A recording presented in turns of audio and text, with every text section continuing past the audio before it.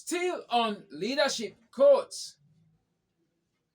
Don't forget, we're having these classes, these quotes, so that you can put them into reality and see how you become an amazing leader. One, the first step of leadership is servanthood.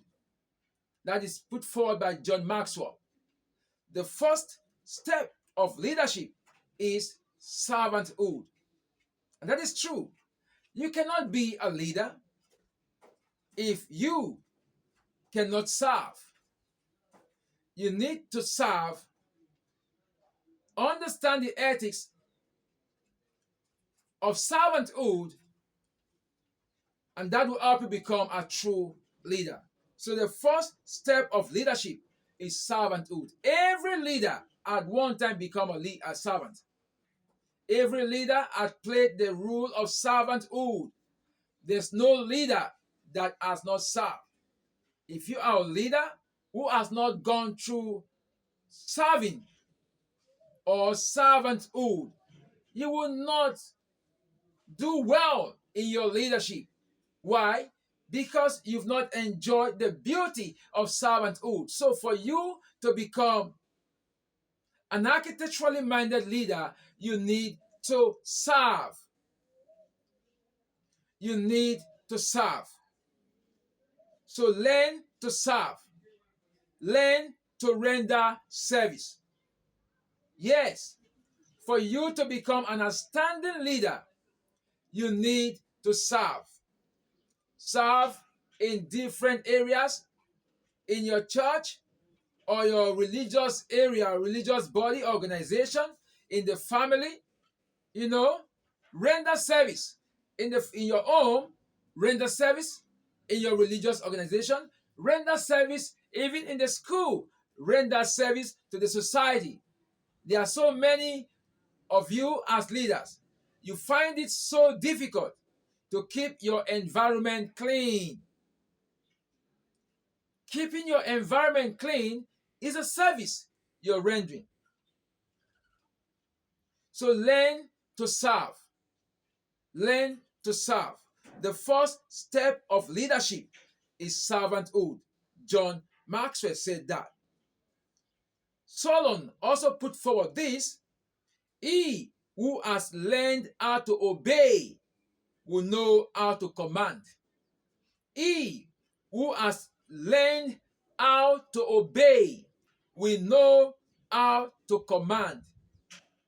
If you have learned properly, if you have gone through the learning process of obeying simple orders from your parents, from your leaders, from your teachers, from your masters, from those you consider as role models, if you have learned how to obey, then you will be good to give command. You will know how to command people, how to give command. And people will also follow your command giving. Why? Because you have first obeyed orders. So as a leader, you must learn how to obey simple rules. There are so many leaders that flaunt or violate certain rules given to them. For example, in the school setting, you've been asked to make a certain hairstyle for 2 weeks, for example, given to you in New Perfecta, for example. Some leaders still violate these simple rules of making hairstyle. You've been asked to come to school with black polishable shoes. Some leaders still break these rules. You've been asked to use your black belt and your tie. Some leaders still break these rules. I understand that you are in the school to learn how to follow these rules. And that is why the teachers are also taking it easy on you, because you're learning, you're in the learning process. But try to see that you grow over certain things. making your hair and having or telling your parents to get you black polishable shoes and black belt, those are not difficult rules to keep. But people still break these rules. So you must learn how to obey so that you can also give. Command and people will also obey. Yes.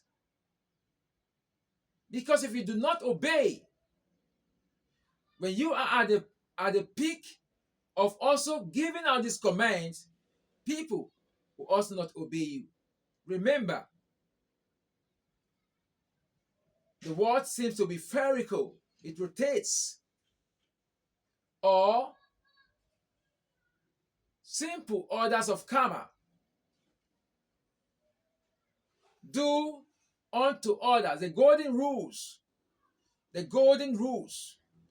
Do unto others what you want them to do to you. The golden rules. You must learn how to obey so that when you start giving command, people will also obey. So Solomon said, he who has learned how to obey will know how to command. John Maxwell said, the first step of leadership is servanthood. Let's put this to practice and become the true architecturally minded leaders. Let's put them into practice. Let's put them into reality